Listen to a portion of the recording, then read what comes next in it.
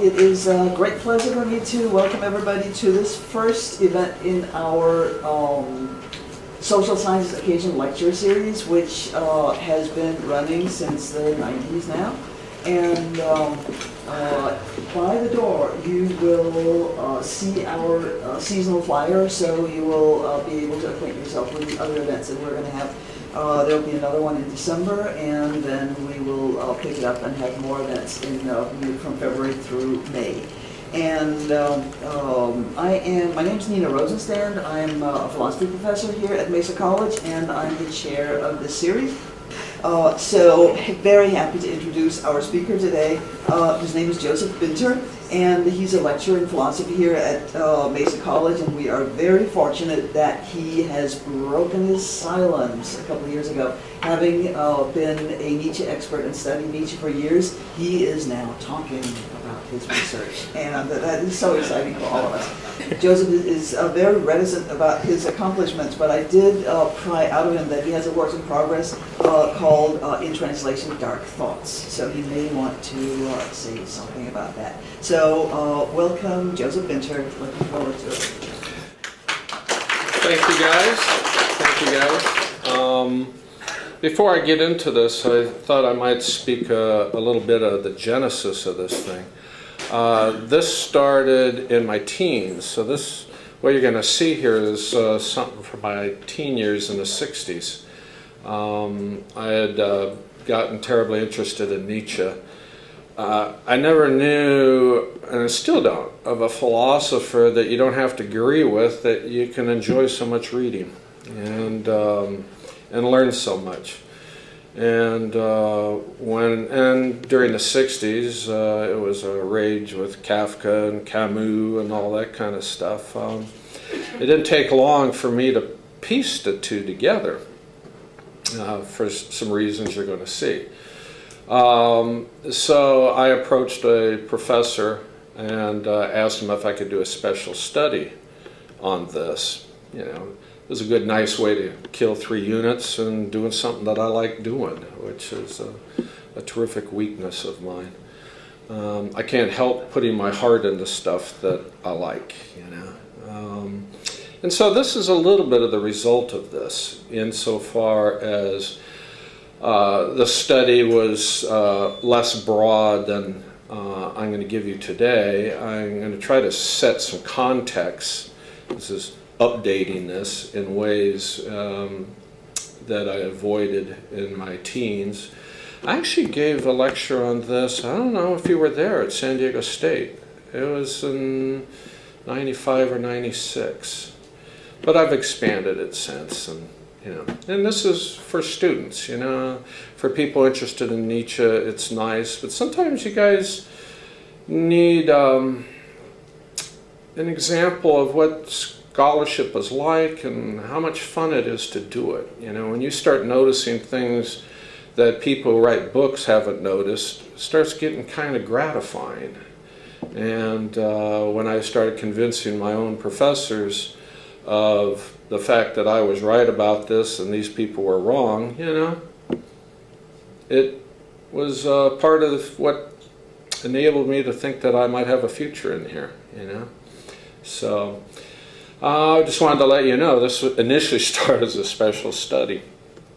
And what I want to concentrate on here is Camus' last novel, The Fall. And that's where they totally converge. They converged earlier, in Nietzsche's notebooks. He wrote, we Nietzscheans in there. I noticed that a long time ago, and it's kind of fed me to chase this down a bit further. And but The Fall is always confused people. And I hope after I finish this, which shouldn't take that darn long, you guys will view it as one of the great novels of all time, and not what lots of people say, it's ambiguous. I find it the least ambiguous of his books. But you have to know Nietzsche. And it's just that most literary people don't read Nietzsche. They know how to spell his name, perhaps, It's part of the nature of academics these days, that it's kind of an expanded and expensive glass bead game, where everyone plays a game with words and whatnot. But you have all kinds of experts for the praise of ambiguity, which the fall is essentially. Camus needed an ambiguous character whose every remark was questionable. What a bunch of hogwash. I mean, it's just, you know, when you're a young kid and you're running across this stuff, this kind of heady stuff. You know, much wishful insight has been lavished over the fall. Readers of Misguided Goodwill, lured by the title, thought they could descry anticipatory signs of a Christian attitude in the book. And that's a false thing, too. It has nothing to do with that. The fall initially was going to be a little short story in the book Exile in the Kingdom. There's a short story in that called The Renegade, which was kind of a preliminary run-through for what you're going to see in the fall. And you could see he wasn't satisfied with it. And out of ruminating over that for about 6 months, out came the fall. What really got this thing going was Jean-Paul Sartre. As this book, Paris, by Bivor, so Sartre's friendships, partly as a result of Simone de Beauvoir's influence, could not transcend politics. Now, what was happening in 48 through 52, 53? I kind of wondered, did it happen in Denmark too? The work against the collaborators, trials and stuff like that. Yeah, Europe went through an orgy of soul cleaning. And it caused rifts among the intellectuals. Moscow went through it too. They had the famous Moscow trials during this time. And if you're a Communist Party guy, you basically buckled into its usefulness. And so Sartre kind of went for the Stalin line, which Camus couldn't. Camus was too much of a good guy. However you feel about his philosophy, when it comes to being a man, Camus was much more of a man than Sartre was. You know, he was the kind of guy you wouldn't mind having as a friend. So these trials were going on, and it caused a big consternation between Sartre and Camus, because Camus was fed up with this stuff. And he also noticed something that we kind of notice at a superficial level, that winners always make the rules, you know? And it was really easy to see that in many cases what people were doing was settling scores that really had nothing to do with collaborating with the Nazis or not. And, you know, from Fitch's book, he says, it can be stated unequivocally that had it not been for the bitter quarrel with Sartre in 1952, Camus would not have written The Fall. And so this is the stage I'm trying to set up for The Fall here. And you can see from The Fall how Camus commented on this a bit. He says, I used to force myself to visit regularly the special cafes where our professional humanitarian free thinkers gathered. You know, he's thinking there, you know, Merleau-Ponty and Sartre and Simone de Beauvoir. My good past record assured me of a welcome. There, without seeming to, I would let fly a forbidden expression. Thank God. You know what shy little children our cafe atheists are. A moment of amazement would follow that outrageous expression. They would look at one another dumbfounded. Then the tumult would burst forth. Some would flee the cafe. Others would grumble indignantly without listening to anything. And all would writhe in convulsions like the devil in holy water. So that's a passage right out of The Fall. You know, there's really nothing ambiguous about it if you understood something about the conditions in Paris with Camus and whatnot.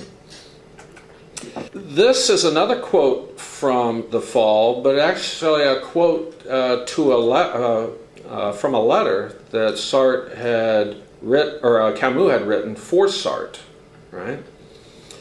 Each of us insists on being innocent at all costs, even if he has to accuse the whole world, the whole human race, and heaven itself. Tony Jett, who just died, I think he just died. He was writing a book because he could only move his eyes, and so somebody had to translate it letter by letter. He wouldn't be crushed by his infirmity. We're all acquainted with the notion of the will to power. What is harder to imagine, but perhaps required in order to appreciate the intellectual condition in these years, 47 to 55, is the will to ignorance. But such a desire to believe well of a system, read Communism there, that daily provided you with nothing but evidence against itself, could only have been born of the most powerful and demanding of motives. And that's what Camus noticed. He was a contingent communist. If communism did something wrong, he wasn't for communism. But Sartre was a true believer in many, many respects. That's why Camus wrote, "Bad ideas always end in bloodshed, but in every case it's someone else's blood. That's why some of our philosophers feel free to say just about anything." And that's aimed at Sartre.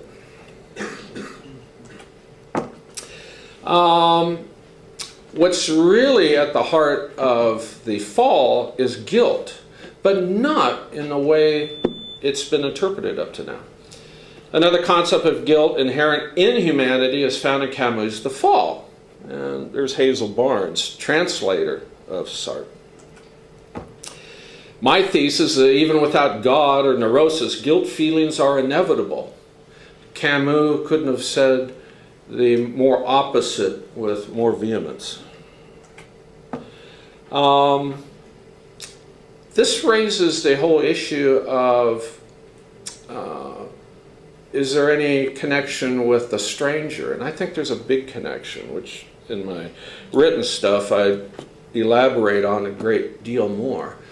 But for our purposes here, what made him strange? I'm sure some students have read him.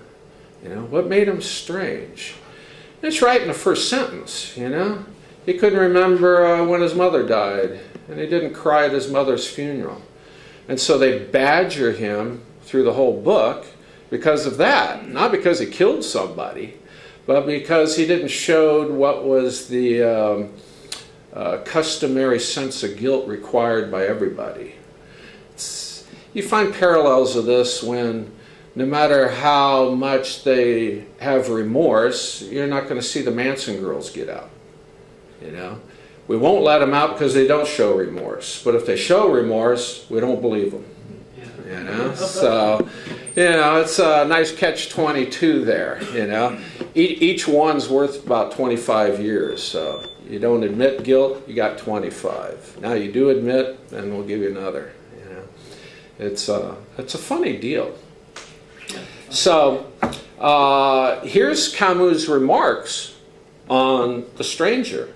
A much more accurate idea of the character, or at least one much closer to the author's intention, will emerge if one asks just how Meursault doesn't play the game. The reply is a simple one. He refuses to lie. He is asked, for example, to say that he regrets his crime in the approved manner. He replies that what he feels is annoyance rather than regret. And this shade of meaning condemns him, because everyone has the expectation that people say the right things. And that's when the judge d'instruction, the examining magistrate in part 2, starts questioning him. All he asks him about is why he didn't cry at his mother's funeral, because that's strange. And, to let the cat out of the bag, in The Fall and in The Stranger are Camus' 2 attacks on guilt. One showing what it's like without it, and one showing what it's like with it. And he's critiquing this concept with both books. That's why Camus eventually in his notebook said, enough of this guilt and of this repentance business. He was just up to here in this stuff because he noticed how staged it could be because everyone has the expected. I mean, you still see it all the time. Whether a person responds well, somebody loses their kids, they're on TV, and there's people going, she didn't cry enough, she's looking away too much. All kinds of judgments are coming into play here. And Camus objects to this. Now, right off the bat, one of the things that I noticed when I was looking at the Fall the first or second time was a passage that just kind of jumped off the situation, off the page. From the Fall, there's a line that goes, "I like to give alms. A Christian friend of mine admitted that one's initial feeling on seeing a beggar approach one's house is unpleasant. Well, with me it was worse. I used to exult." Right? Now, from Nietzsche, there's, this is what I picked up when I was a teenager. There's a couple lines from The Wanderer in a Shadow. "Why beggars still live. If all alms were given only from pity, all beggars would have starved long ago. Why beggars still live. The greatest giver of alms is cowardice." Now, I would have you notice something that I always like watching. When you come up to a stoplight, like a left turn or anything, and there's one of those homeless guys with a sign there, watch all the other people. They won't lock eyes with them. They won't, they feel uncomfortable. You see, for the long, I can't even remember when I first did. I always roll down the window and ask them how business is. And you can't believe how honestly, and it was like, "Oh, you treat me like him." Nah, not so good today. People are kind of cheap. They make all kinds of remarks depending on the situation and stuff. But, I acknowledge their presence. I don't give them anything, but I'm not going to feel guilty about it. I remember I walked into a liquor store for something. I don't drink and I don't smoke. It must have been a Coke. There was a guy out front who asked if I had a spare quarter. So I gave him a $5 bill. And I said, "Be more ambitious." Couldn't resist that. So, the ambiguity that most people have when approaching the Fall has to do with the lack of knowledge about Nietzsche and how much Camus had made Nietzsche a subject of his investigation. Because what you start seeing in the Fall, the first numbers is from the English edition, the second number is from the Gallimard edition in original French. You start seeing these passages. You feel superior to it. I was aiming higher. I need to feel above. Supreme summits, the only places I can really live. My profession satisfied most happily that vocation for summits.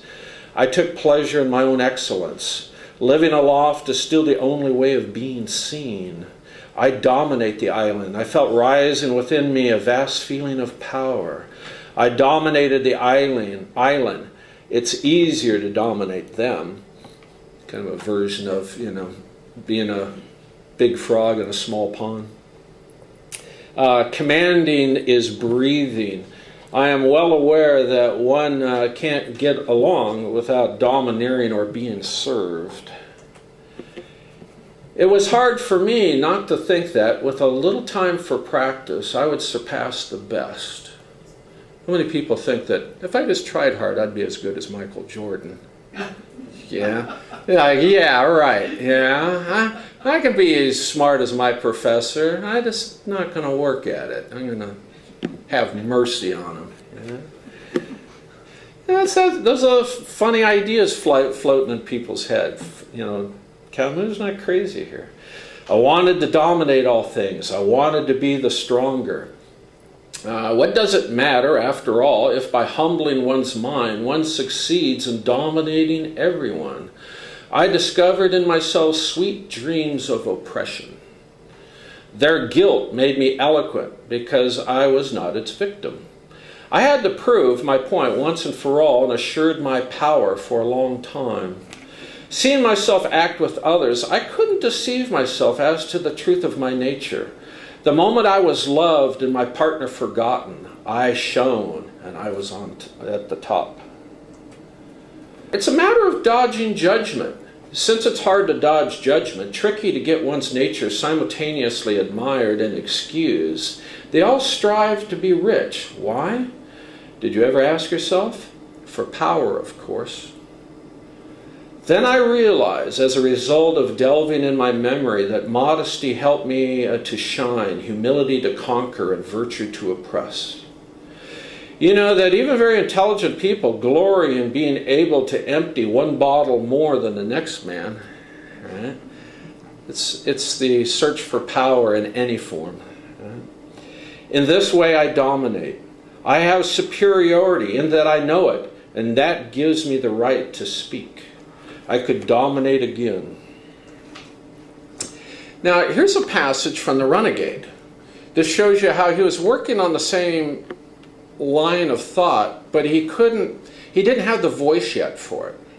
And so this comes off more, stilted. It says the reign of evil could be postponed. There would be doubt again and again. Time would be wasted dreaming of impossible good, wearing oneself out in fruitless efforts instead of hastening the realization of the only possible kingdom.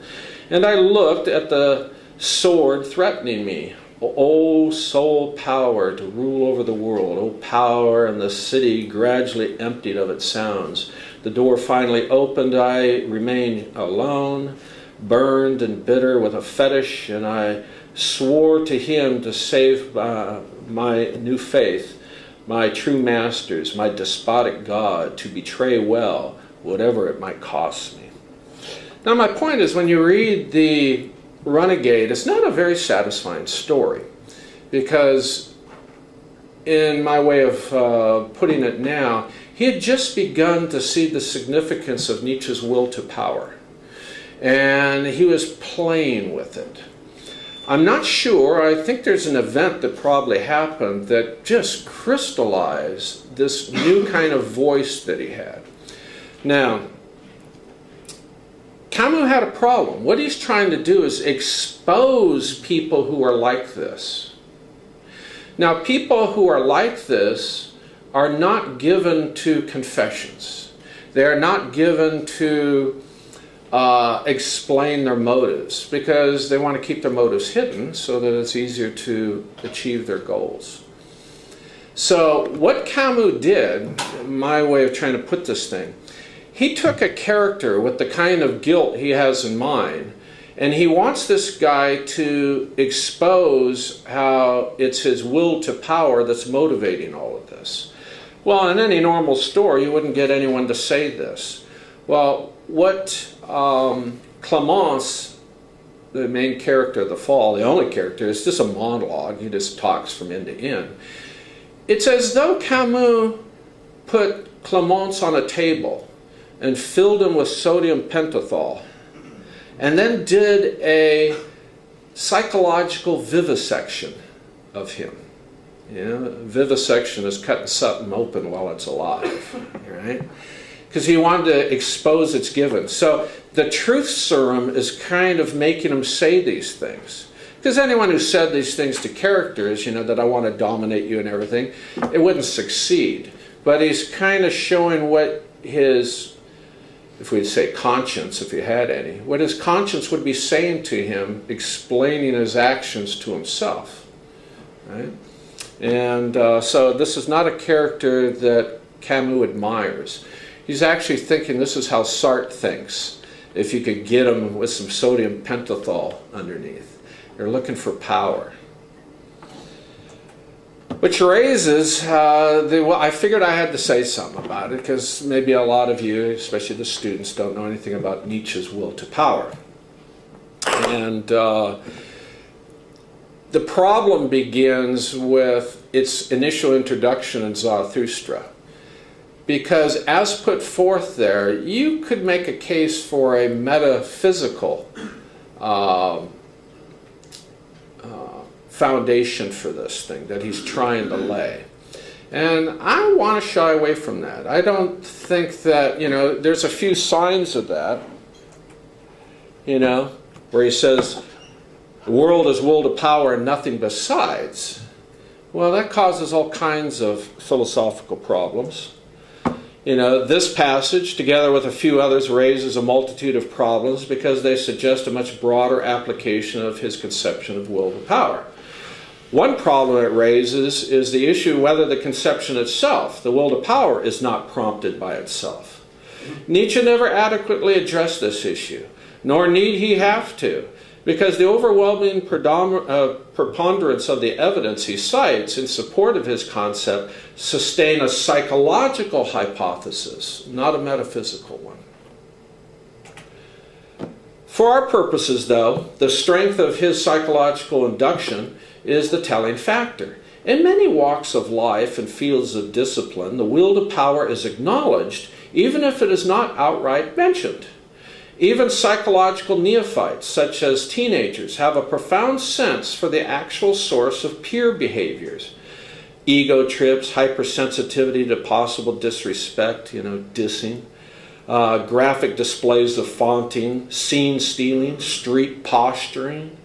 In professional psychology, even suicides are often understood as last-ditch efforts to exert some form of power over others that are otherwise beyond reproach or beyond reach.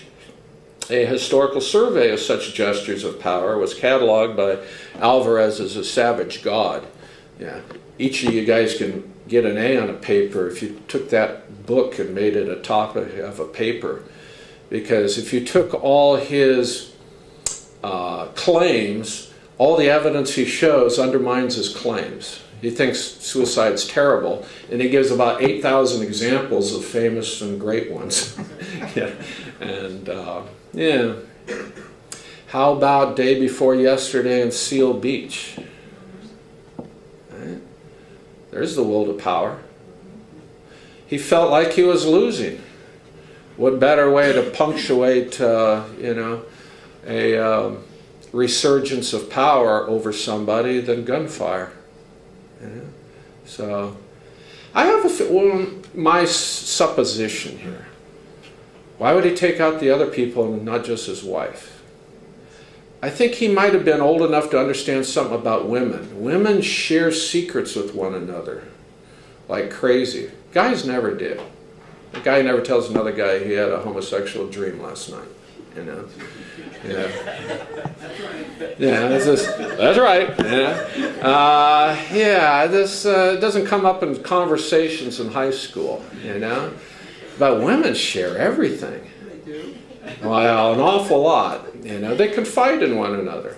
I have a feeling he took out the people there because she might have blown the whistle on him, and he had to show his power over them too. Here's what Nietzsche says about this issue in his Will to Power, which is an unpublished collection of his jottings, his memorabilia and stuff that his sister put together and made a book out of. From the psychological standpoint, Nietzsche's most useful formulation of the will to power is, quote, I assess the power of a will by how much resistance, pain, torture it endures, and knows how to turn to its advantage. Power, in its positive sense, meant for Nietzsche the ability to overcome events and draw something useful from the incident. This is how Nietzsche construed the positive nature of the will to power. Nietzsche himself, in a letter to a friend, remarked on it nicely just prior to the creation of Thus Spoke Zarathustra. This last morsel of life was the hardest I have yet had to chew, and it's still possible that I shall choke on it. Unless I discover the alchemist's trick of turning even this muck into gold, I am lost. Here I have the most splendid chance to prove that for me all experiences are useful, all days holy, and all people divine. that last section of all experiences are useful, all days holy, and people divine is from Emerson. He had a number of Emerson essays translated into German form. He paid for it. And it was less than a month later he was writing Zarathustra. And in his mind, that's what the will to power is in its positive sense. What we got in the fall is what it's like when it's negative. Nietzsche was thinking about this stuff long before he even coined the word will to power. And about 8 years before it appeared first in Zarathustra, he wrote this in Human All Too Human. Gratitude and revenge. The reason the man of power is grateful is this. His benefactor has, through the help he has given him, as it were, laid hands on the sphere of the man of power and intruded into it. Now, by way of requital, the man of power in turn lays his hands on the sphere of the benefactor through an act of gratitude. It is a milder form of revenge. If he did not have the compensation of gratitude, the man of power would have appeared unpowerful and therefore counted as such. That is why every community of the good, that is to say originally the powerful, places gratitude among its first duties. Swift suggested that men are grateful to the same degree that they are revengeful. Yeah? What Nietzsche had very simply in mind is what happens when you open the door for somebody. Nietzsche's suggesting there's an insinuation you couldn't open the door for yourself. So you've made them powerless. So how do they turn it back on you? You say thank you. You've turned that person into a servant now. And then to save his self-respect, he goes, you're welcome. Right? So that's how the will to power plays in those kinds of things. Because, there's been, I don't know, do you think feminists would still be ticked off about having a door open for them, these days? I'm not sure. But I remember encountering that early on, and it's just trying to be nice, folks, not after underwear, Walter Kaufmann, my mentor, did a nice comment on this. A brief explanatory explanation may clarify Nietzsche's point. Someone has done something for me. There's an implication that I was powerless and needed help. I'm degraded in his eyes and in my own. Then I thank him, and the implication is reversed. He has done something for me, as if I were the powerful one and he my servant. In that sense, gratitude may be considered a mild form of revenge. More important, Nietzsche has explained a moral valuation as prompted by the will to power. He doesn't add the thank you, but I think that's rather obvious too. Trying to lay the foundation that Camus is going to be using in the fall. This is one of Nietzsche's comments against guilt here. Against remorse and the purely psychological treatment of it. To be unable to have done with an experience is already a sign of decadence. This reopening of old wounds, this wallowing in self-contempt and contrition, is one more illness out of which no salvation of the soul can arise, but only a new form of soul sickness. One is healthy when one can laugh at the earnestness and zeal with which one has been hypnotized by any single detail of our life. When one feels that the bite of conscience is like the bite of a dog on a stone. When one is ashamed of one's remorse. See, Nietzsche's not against regret here. This is what I talk about in my ethics class. He makes a big distinction. Remorse and regret are very different. One can regret, and that's a very healthy thing. But to wallow in it, and what he saw in the occupation trials in Paris, was this constant wallowing in this stuff, trying to find one more person who is guilty of some tiny affliction, like giving a glass. There was one person who was on trial for giving a glass of water to a German. That's going for a stretch there, And Camus really reacted to this stuff, and this is what split he and Sartre so much. These are some other comments Nietzsche made about this. A criminal is frequently not equal to his deed. He makes it smaller and slanders it. That's from section 108 of Beyond Good and Evil. The bite of conscience does not seem respectable to me. Not to perpetuate cowardice against one's own acts, not to leave them in the lurch afterwards. The bite of conscience is indecent. The bite of conscience, a sign that the character is no match for the deed. And Nietzsche spent most of his time trying to show the positive side of this, and now he's going to show you a little bit of the negative that I think that Camus really picked up on. Live among invalids and the mentally afflicted and ask yourself whether their eloquent moaning and complaining, their displaying of misfortune, does not fundamentally have the objective of hurting those who are with them. In the end, they possess, at any rate, one power, the power to hurt. In this feeling of superiority of which the manifestation of pity makes him conscious, the unfortunate man gains a sort of pleasure. In the conceit of his imagination, he is still of sufficient importance to cause affliction in the world.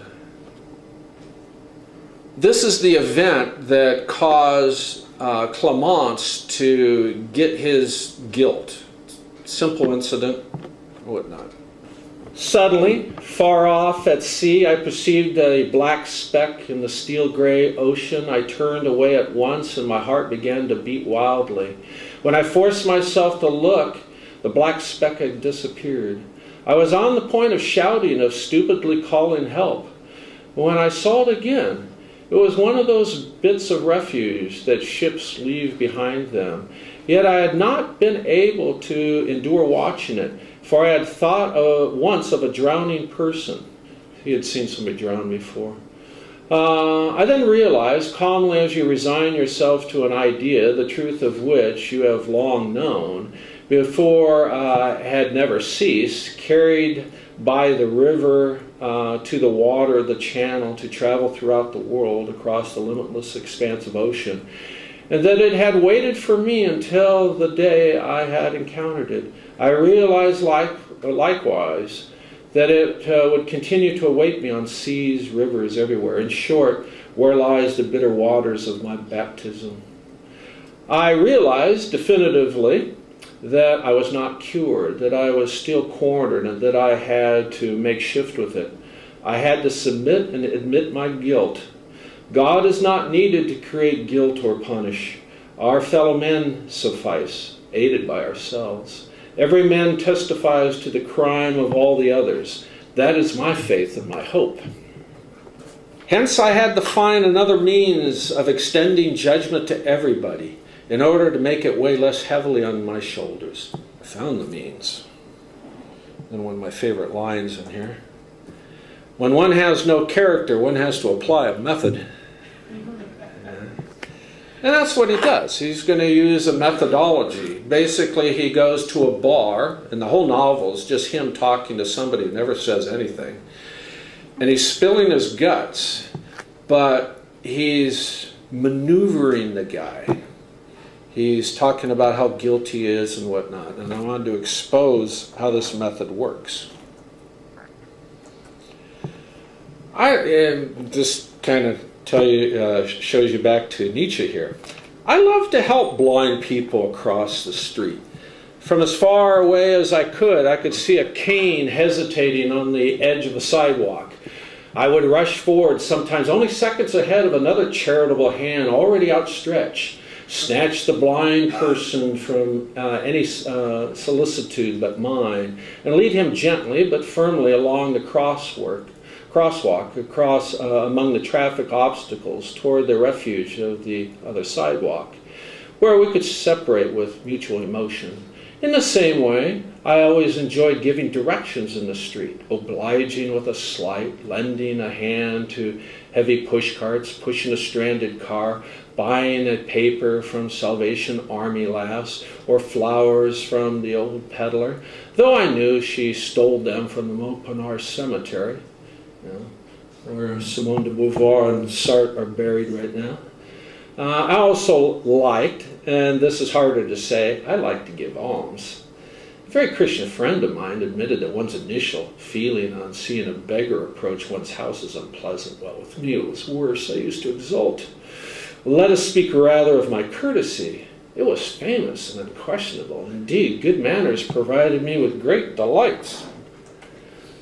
If I had the luck certain mornings to give up my seat on a bus or a subway to someone who obviously deserved it, to pick up some object an old lady had dropped and returned it to her with a smile I knew well, or merely to forfeit my taxi to someone in a greater hurry than I, it was a red-letter day. I even rejoiced. I must admit those days when the transport system being on strike, I had a chance to load into my car at the bus stops some of the unfortunate fellow citizens unable to get home, giving up my seat in the theater to allow a couple to sit together, hoisting a girl's suitcases into the rack in a train. These were all deeds I performed more often than others because I paid more attention to the opportunities and was better able to relish the pleasure they give. How weak I am! Lock up my judges, please. As for the professional judge penitent, I am practicing at the present. Ordinarily, my offices are at Mexico City. This is the bar he's in at the moment. But real vacations are carried beyond the place of work. Even in bed, even with a fever, I am functioning. Besides, one doesn't practice this profession. One breathes it constantly. Don't the idea that I've talked to you at some length for 5 days, just for the fun of it, my words have a purpose. They have a purpose, obviously, of silencing the laughter, of avoiding judgment personally, though there is apparently no escape. Therefore, it's essential to begin by extending the condemnation of all, without distinction, in order to thin it out at the start. No excuses ever for anyone. That's my principle at the outset. I deny the good intention, the respectable mistake, the indiscretion, the extenuating circumstance. I am for any theory that refuses to grant man innocence and any practice that treats him as guilty. You see in me an enlightened advocate of slavery. Without slavery, as a matter of fact, there can be no definitive solution. I lie in wait, particularly for the bourgeois, and the strained bourgeois at that. It's with him that I get my best results. Like a virtuoso with a rare violin, I draw my subtlest sound from him. You know how people are made to feel guilty about what happened to African Americans and to the American Indians. Yet none of us did any of that. You know, maybe none of our ancestors did any of that too. You know. When I was a kid, I remember when Kennedy was shot, I remember Cardinal Spellman suggested everyone was guilty. But I was in an electric shop in 7th grade, and I didn't feel particularly guilty about it. You know, I didn't feel like if I had picked up the telephone and called the right person, I could have stopped it, you know. Lee Harvey Oswald was not one of my confidants, you know, so I refused to feel guilty about that. I worked on the Bobby Kennedy campaign, and after the day he died, you know, we got together and, you know, there was a lot of guilt business going on. And I had a devil of a time saying, you know, there's nothing we did that got him killed, you know, and I refused to feel guilt about it. And, you know, when you notice that stuff when you're young, you start realizing how much guilt floats around based on kind of fictitious responsibilities. You know, they just really aren't there. I mean, I wish what happened to African Americans didn't, but I didn't have a vote. And I wish a lot of things would have been different. But it's terribly important, I think, to differentiate between actual responsibilities and rather fictitious ones. Okay. So, yeah, as middle class, we're very susceptible to that. So, as he confesses a little later in this deal, I'll get rid of it. So I've been practicing my useful profession at Mexico City for some time. It consists, to begin with, as you know from experience, in indulging in a public confession as often as possible. See, people who would do this wouldn't admit this. This is the sodium pentothal taking place here. All right? I accuse myself up and down. It's not hard, for now I have acquired a memory. But let me point out that I don't accuse myself crudely. No, I navigate skillfully, multiplying distinctions and digressions too. In short, I adapt my words to my listener and lead him to go me one better. I mingle what concerns me and what concerns others. I choose the features we have in common, the experiences we have endured together, the failings we share, good form. In other words, the man of the hour as he is rife in me and others. This, alas, is what I am. I was the lowest of the low. However, I have superiority in that I know it, and that gives me the right to speak. You see the advantage, I am sure. The more I accuse myself, the more I have a right to judge you. Even better, I provoke you into judging yourself, and this relieves me of that much of the burden. See the technique? He confesses till you eventually say, yeah, I'm not really any better than you. And suddenly it perks him up. Because the idea is to get you to admit that you're bad. So this is where a lot of this stuff happens every day. Everyone talks badly, but if you're among the first one to admit that you're bad, then you're one of the good ones. Right? And so you have a right to speak now.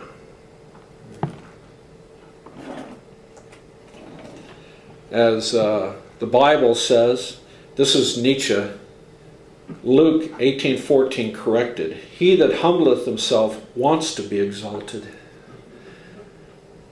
In Luke it says, shall be exalted. He's pointing out a psychological thing here, that a lot of confessions, a lot of humility is just an attempt to elicit more praise. I dominated at last, but forever. Once I found a height from which I am the only one to climb and from which I can judge everybody, I quickly crushed everything, people and things, under the weight of my own infirmity. And at once I perked up. I've often wondered if he didn't pick this up from his French lessons too. I haven't seen any evidence because, from 1665, La Rochefoucauld wrote this: there is often more pride than kindness in our pity for the misfortunes of our enemies, for we make a display of sympathy in order to impress them with our own superiority. And from another one of his maxims, humility is often just a feigned submissiveness employed to dominate others. It is a stratagem of pride which lowers itself that it may raise itself. And though pride wears 1,000 masks, it is never disguised or better able to deceive than when it wears the mask of humility itself. And that's it, folks. I would invite you guys to read it, but don't read it as somebody that Camus likes. He's trying to expose the inner workings of a brain like his. And having, I think a personal fun in thinking this is representative of a lot of liberals he knew, in Paris, who just suddenly were conscious of every problem in the world, and because they noticed it first, they get to pontificate upon it to everybody else and get a great deal of satisfaction from that. Camus is very aware of that. And so I think if you bookend reading The Stranger and The Fall, you will get a good analysis of what's wrong with guilt from both directions. What it's, totally like without it, because it exposes everyone's expectation of it. On this kind of guy who just wallows in it, and the only way he can do it is to meet people in bars and talk incessantly until he gets the other guy to go, well, you're not as bad as me. And then he perks up. Yeah. So, any questions you guys got on this stuff? Nietzsche or Camus, or basically anything else? Yeah. I was just wondering if it's safe to say there's a distinction between like a conscious refusal in the Nietzschean sense to be guilty. To be what? to sense guilt. Oh, okay. A conscious kind of empowered sense of not, right, buying into guilt versus a kind of lack of experiencing guilt from alienation. Because in The Stranger, arguably, it seems as though Mersault is perhaps both. One could, I mean, not remembering your mother's, death is not really a sign that you're empowered with some Nietzschean idea. No, yeah. That's The Stranger is pre-Nietzsche, but they both had these instincts against guilt, and that's what he picked up from Nietzsche so well. I think Nietzsche would have enjoyed The Stranger because he would have understood the irony of it all. Here, it's the expectation of guilt that you see played out all the time. Not to get autobiographical, but I wondered why I wondered at it, and thinking about it. See, I was raised with no religion at all. I never, there was nothing about guilt or nothing. I didn't think. I always thought that if Jesus died for our sins, a heartfelt, sincere thank you was enough. But this constant thinking that you're in debt, in German, debt and guilt's the same thing, was pernicious. It has a pernicious effect on people's interactions with one another. And he just found a voice in the fall. And the best thing I can think of is, something under truth serum, that is speaking what's really happening, but it's distant from the person actually doing it. Because when you're practicing that, you're not going to let people in on it, You're going to admit that you read Nation magazine along with everyone else, and that you feel bad about this and feel bad about that, and you want to show how you're part of the group. It's a very constant psychological thing. Oh, over here. Oh, yeah. How does Nietzsche's thoughts on guilt and pity relate to his ethics? Like, what was the goal of his ethics? Well, I would, knowing Nietzsche's life, he was overcoming a bunch of that stuff. His father was a Lutheran minister. Both his grandfathers were Lutheran minister, and he went to college to study to be a Lutheran minister before he switched majors and went into philology. And so he had a big dose of this stuff. And some people are just sui generis. They're unique in that they break out of it. And Nietzsche's instincts were that there's something wrong about this. Mainly because it's the succumbing to crowd expectations. And that's why The Stranger, maybe my mother died yesterday, I don't know. Shows you, whoa, he's out. And it was the judgment of it wasn't about shooting somebody. It was about being strange that occupied everyone else's attention. And,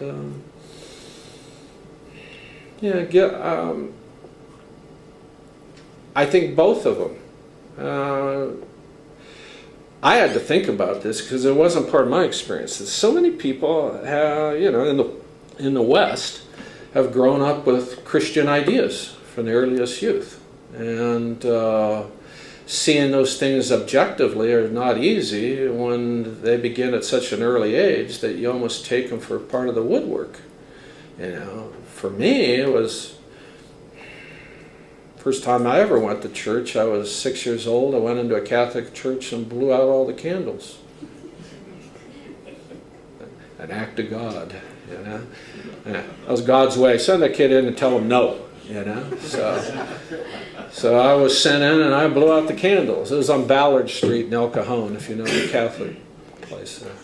And Yeah, I grew up without that stuff. I think my first real test of that was when Kennedy was shot. You know, it's like, oh, why do I gotta feel bad about it? You know, I mean, if Lee Harvey Oswald ain't but feeling bad about it, you know, leave me out. You know, but there was just an orgy, a little, and I've always thought the Kennedy family has kind of cashed in on it ever since.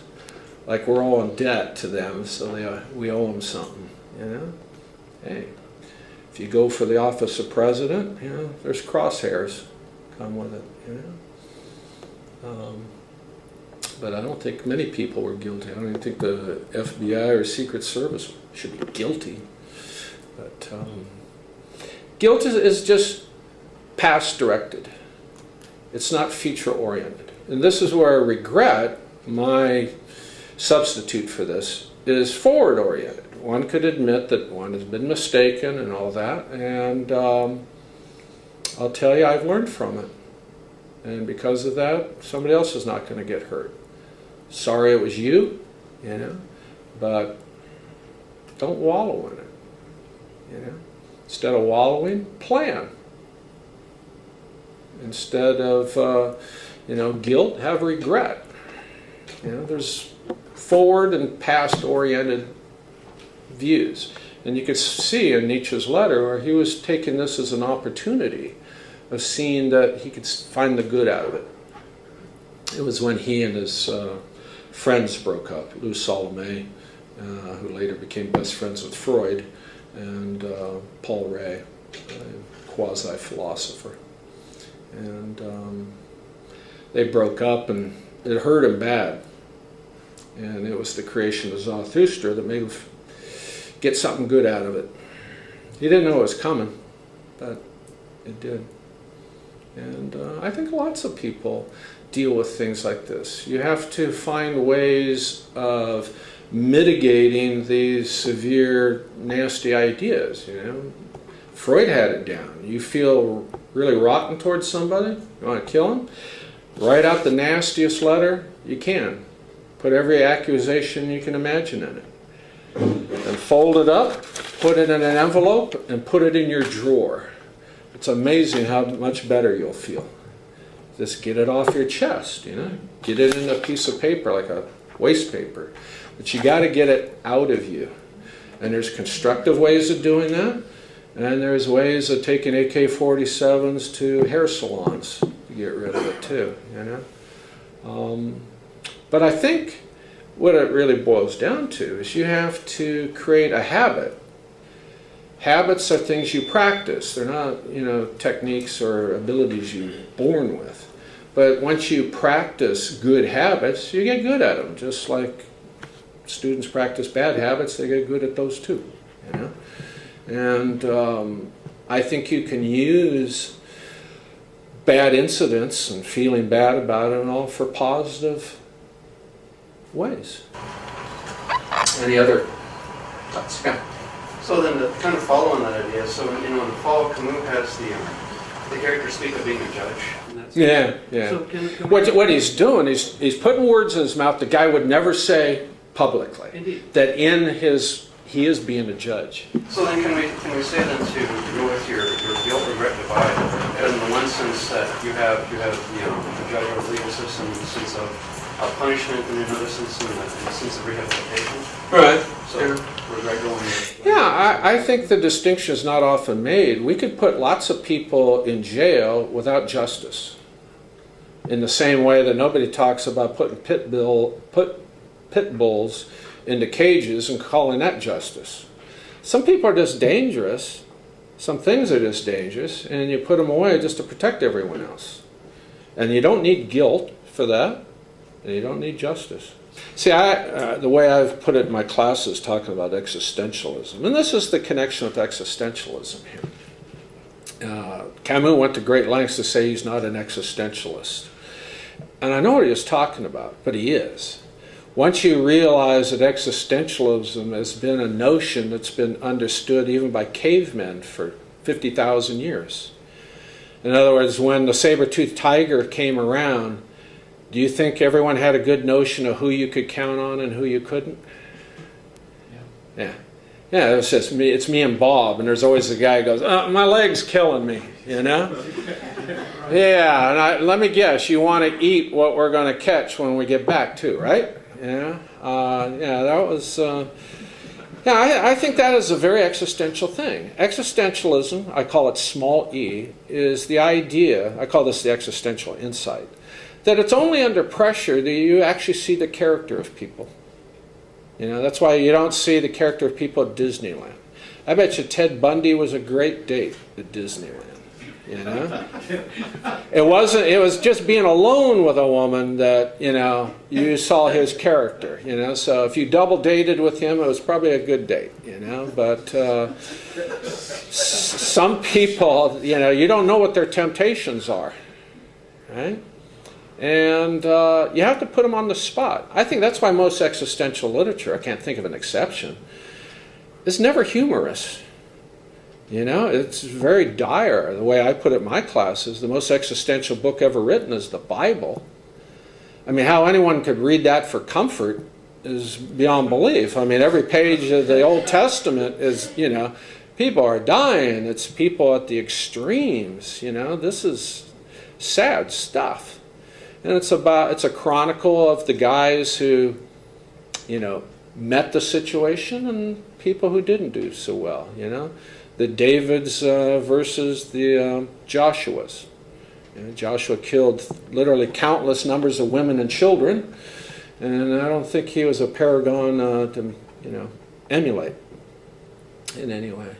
But you have to put people in situations before you can actually see their character, which is probably why it's so hard to date people in Southern California. You know, there's just... I bet you find out about people real quick in Somalia. Yeah, that's my thinking. You know, but here you can afford, because nobody's in desperate circumstances. Even the person in the worst circumstance here is the envy of the world. We got to be the only place in the world where our poorest people are overweight. You know, in Africa, the poorest people are very skinny. You know? And so our society is not really designed to show the character that comes out with people.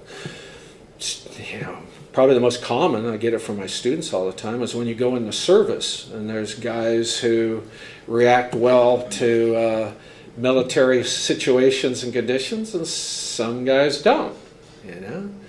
And these are where you find your character. And I've always thought of that as, you know, small e existentialism. And in that respect, Camus and jillions of other people, from Faulkner to Mark Twain, are existential in that regard. You know? Not what I call the capital E, you know, Sartrean existentialists. You know? That German book, Jacob the Liar, you know, that's very famous. You got to see the German version. There's a guy who doesn't speak English. He's faking Churchill to another German, and it just makes you fall right over. You know, but. It's called Jacob the Liar, and there's where there's some humor in this. He hears a Nazi report on a radio. Then he reports it to the ghetto, and everyone thinks he has inside information. And he just walked by a Nazi radio and just repeated. Now he invents the fact that he's got a radio, and everyone's dying for new news. So he has to keep inventing new stuff all the time. You know, he gets in deeper and deeper and deeper till at one point he's got to prove that he's got a radio. He's got to mimic Churchill, you know, behind a screen, and it's just hilarious, absolutely hilarious. So yeah, existential. I mean, that's why Shakespeare. That's why every summer they do Midsummer Night's Dream, because, you know, after that you can make a move on your date. But, you know, you see Macbeth, you know, it just kind of takes the mood out, you know. You're going to drive her home, you know.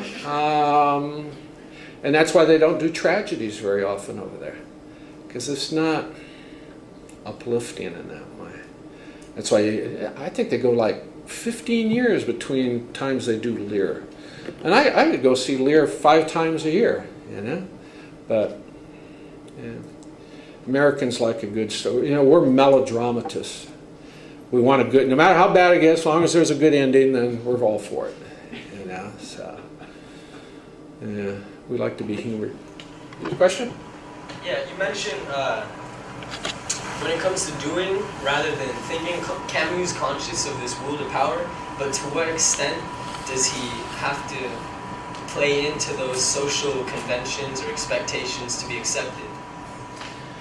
Well, I mean, they're just so pervasive, they're ridiculous. I mean, and we grow up among it, so I think we operate kind of on, remote control, I mean, it's just, yeah. But when we get older and, when real crucial issues come up, we shouldn't allow cultural inertia to decide these things. We have to always think critically. And, maybe there's things to feel bad about or guilt about. Maybe they're not. They have to be evaluated. I mean, obviously, when you're going on a first date and you go into the parents' house of her, then there's going to be a lot of convention. Because you got to convince them you're not Ted Bundy, And,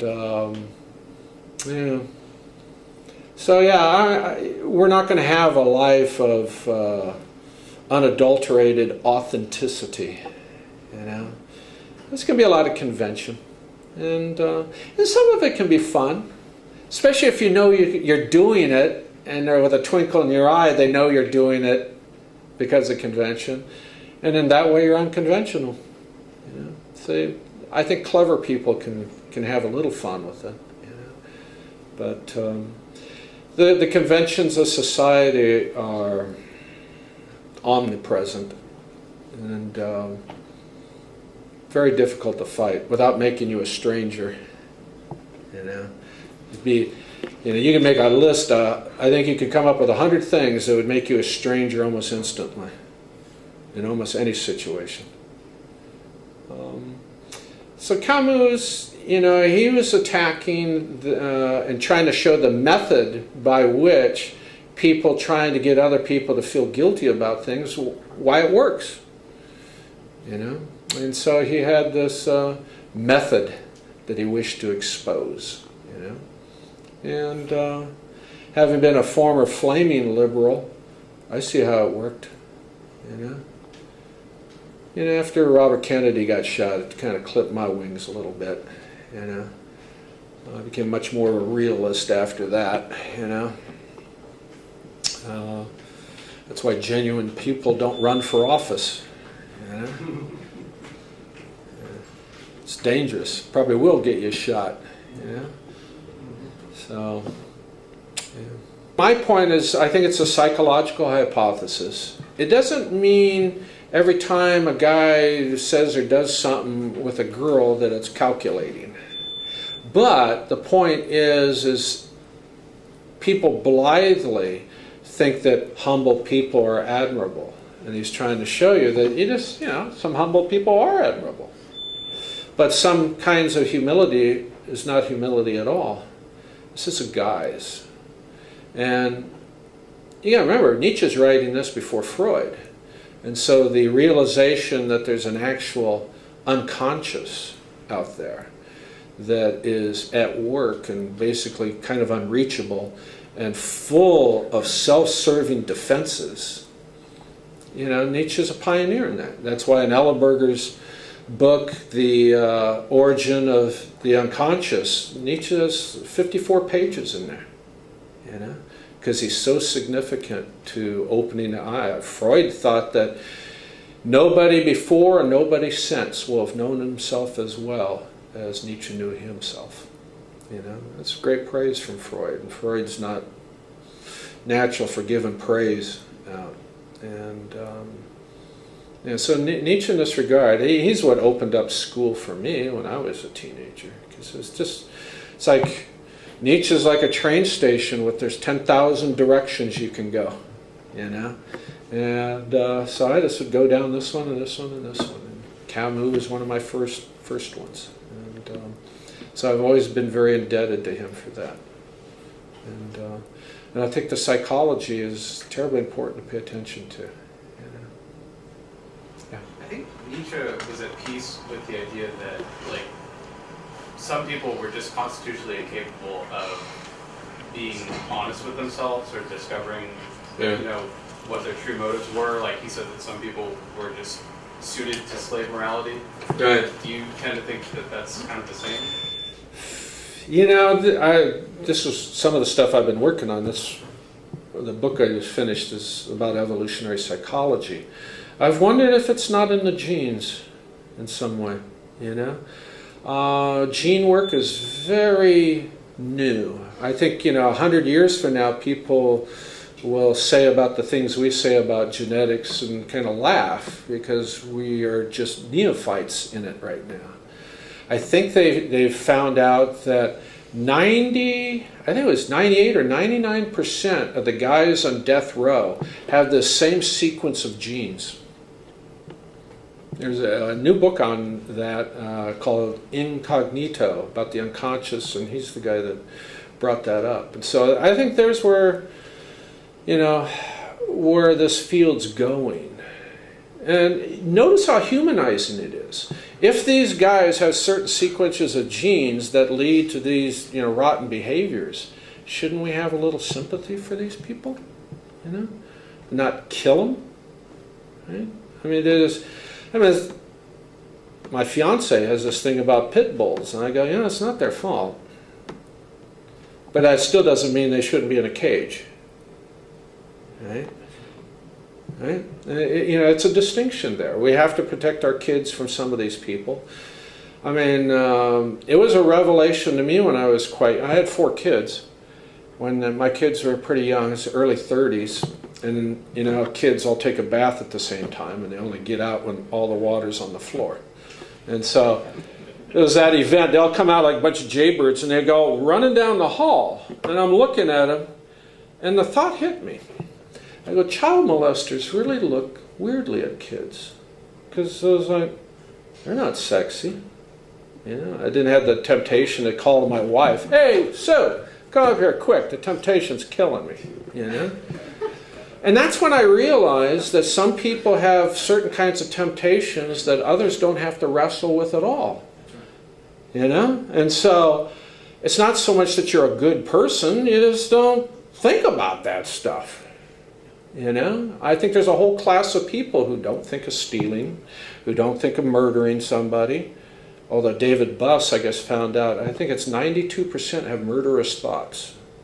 I guess I'm in the 8, But anyway, I think there's lots of people who wouldn't think of stealing people's stuff. It's famous in Switzerland. If you leave your wallet on a bus stop, you can come back the next day and it'll still be there. Because it would never occur to most Swiss to take something that's not theirs. Since it's not theirs, then leave it. If it is stolen, it's probably an American tourist. And I've often wondered, could that be because there's a genetic homogeneity among Swiss that would be missing among Americans? I don't know. I think those kinds of questions will be answered 100 years from now. It's very suggestive. Yeah. Does that leave traditional ethics in the dust? I don't know about dust. I have my problems with it. It seems like ethics spends a great deal of time trying to convince people something's right when they don't have an inclination to do anything else either. So I don't know. Is it self-congratulations for your own behavior? I don't know. Don't kill your mom. Okay. Why shouldn't you kill your mom? I don't know. Now, I've also thought a lot of ethical thought must be under the impression that everyone's got the same rotten feelings and rotten ideas, and the difference between good ones is they can resist it and the bad ones can't.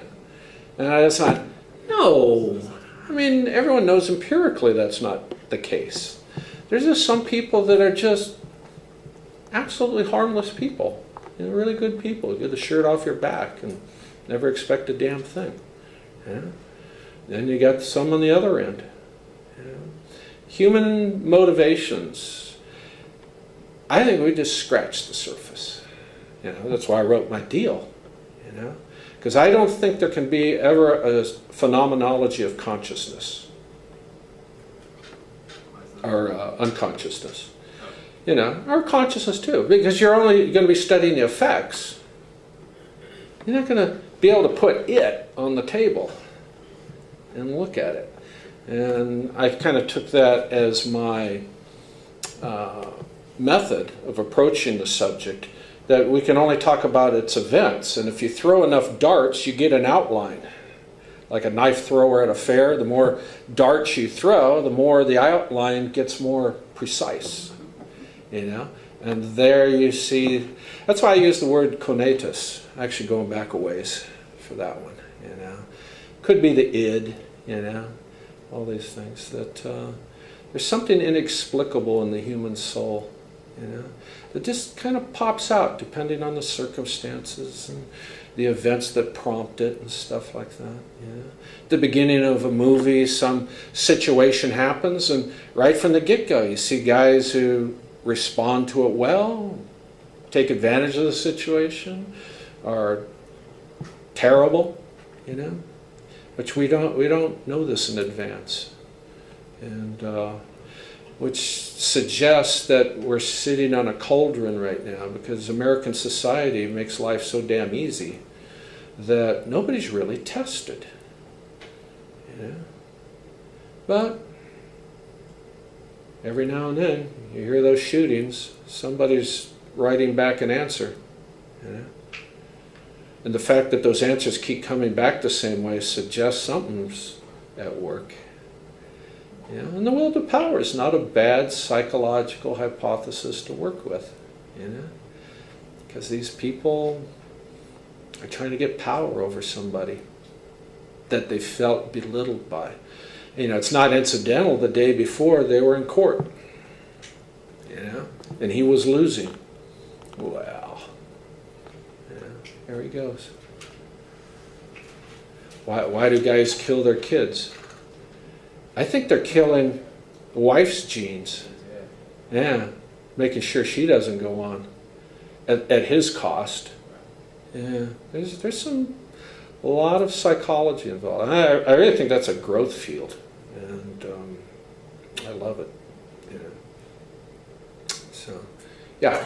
So, is there any absurdism in Camus' The Fault, as there was in... No, actually, by 50, I'd read. That was one of the slides I was thinking about putting. I was trying to keep the slide numbers down. He said that, you know, this absurd business annoys me now. I wish I hadn't brought it up, because some of these things take on a life of their own, and they're kind of embarrassing what people do with it, you know. And so he got kind of embarrassed with that. I think this is much more mature.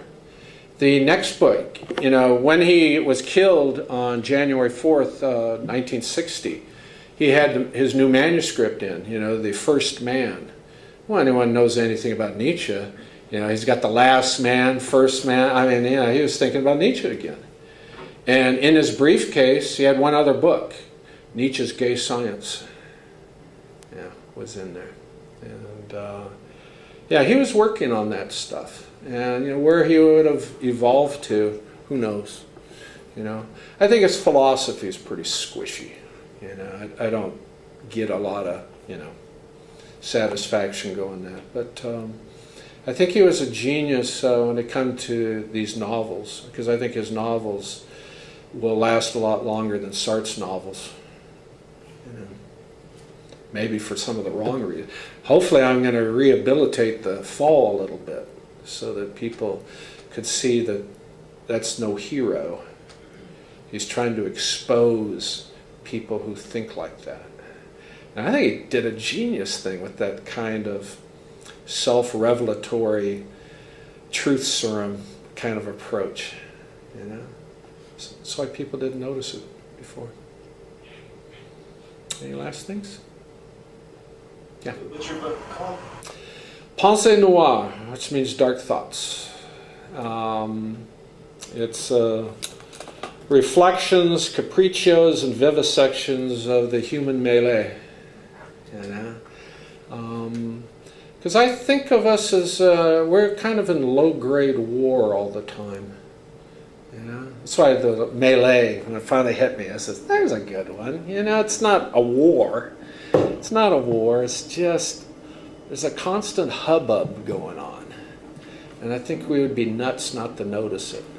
You know, just always read the little fillers thing. It's always about somebody killing this person, kills their kids, cuts their heads off, or you know, it's like, you know, there's something going on out there. You know, civilization and its discontents.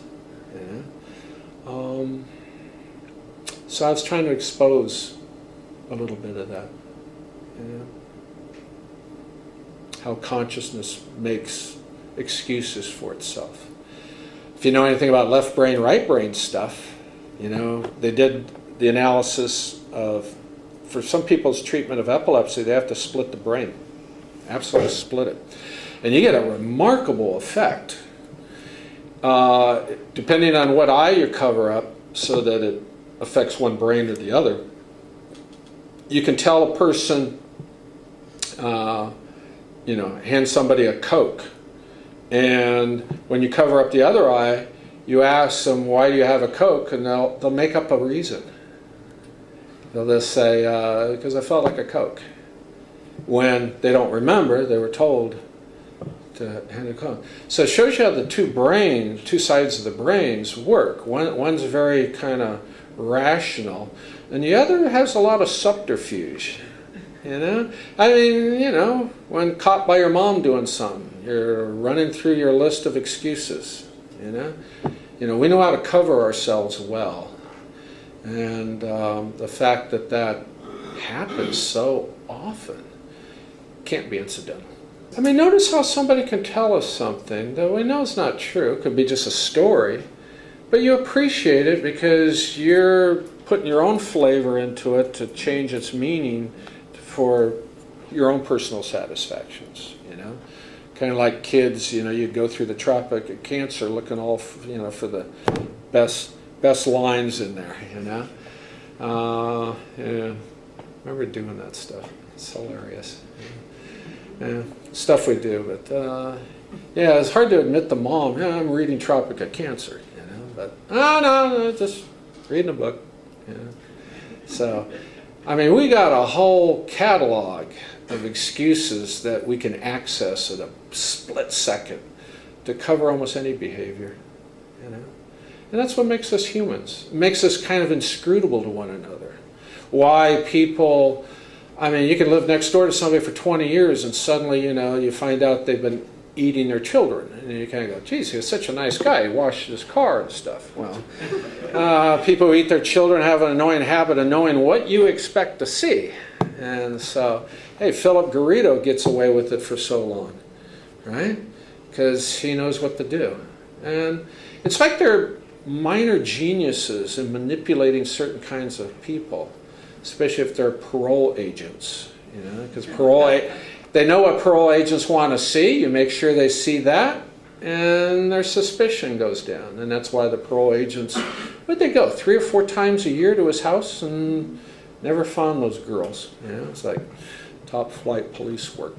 You know? But he understood people in a funny, genius way. And I think that's probably how con artists, I might argue, kind of understand people better than good people do. Good people don't, you know, when they see people, like I always had students in classes, you probably get it too, and they go, "You know, why did that guy eat that person?" I go, "Let me get this right. You think I'm going to give you a reason where you're going to go, 'Oh yeah, I would too. Yeah, I would too.' I mean, you know, crazy's crazy, you know. I mean, it's just, it doesn't need further elaboration, you know. The guy ate people, and chasing down the reasons for it, borrowing a line from Buddha, don't lend themselves towards edification. You know, that's what they did. That's why the court doesn't actually ask for motives. Yeah, I mean, yeah, it's just because, but so many people do because they want to make sense out of it. Well, some things are just not sensible. You know, when they found Albert Fish, he had all these parts of children and he was cooking them on a stove, you know. He had them in the skillet, you know. And I had one of my students say, "Well, why did he do that?" why he did that. Tastes like chicken, I guess. I don't know. I mean, what kind of answer would be satisfactory? I mean, you know, it's human beings. You know, we haven't been out of the trees for very long, folks. And I have a feeling it's because of genetics that we see this weird stuff. And I think it'll be confirmed more over time. Although I don't think we'll ever see this gene causes this. Because there'll be people with that gene who are novelists, you know, right? Although maybe privately as they're right, they're going, man, I'd like to kill somebody. I don't know. I don't think they'll ever make that connection. I don't think we'll have infinite reduction in that regard, you know. I think human beings, this is where I'll leave room for storytelling and novels. People will always be inexplicable, you know, ultimately. Well, what I thought was significant, and you know, it was foundational for the creation of existentialism. At the end of World War II, you had real winners and losers. I mean, yeah, I mean, as I tell my classes, they'll be doing Nazi movies a million years from now, because those guys are right out of central casting. I mean, nobody's going to dream up worse guys. You know, I mean, even, you know, Darth Vader and those kind of guys, you know, just, they don't match. There's something infinitely more sinister about the Nazis and people like Eichmann, and, you know, I mean, there's this, you know, the complicity in those things is astonishing. And then when you had Sartre, who was a member of the resistance, and Camus, and they kind of luxuriated in their celebrity status afterwards, you know, as the Communist Party had always tried to do after the war, because they had a pretty clean bill of health.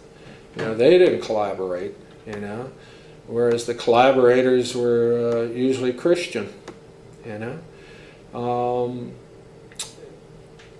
So, yeah, it was much more black and white in that regard. You know, our problems now are individual, you know. His biggest problem today is nothing to you, and your biggest problem tomorrow is nothing to him, and you know. But when Nazis are marching down the street, that's a problem for everybody. Sometimes in history we have, I mean, they're just watershed times, you know. I still feel like the ashes are coming down, you know. I mean, if you've been to Majdanek and you see the pile of ashes there, they got about 400,000 people's ashes just in a pyramid. They got this big concrete thing over it to keep it from being watered, you know, the rain on it. And I always found that really sobering stuff, you know. And, you know, the kind of jocular, pointless, aimless direction of a lot of Americans just, you know, bothers me. You know, I don't think they should feel guilty. When I go to my concentration camps, I don't feel guilt. You know, I just feel an obligation to witness and remember. You know, because it happened to somebody else. It didn't happen to me. You know? And yeah, it's hard to find any mass graves in California, you know, except at the beach. They're alive. They just don't realize they're dead. You know. Anything else? Well, thank you so much, guys.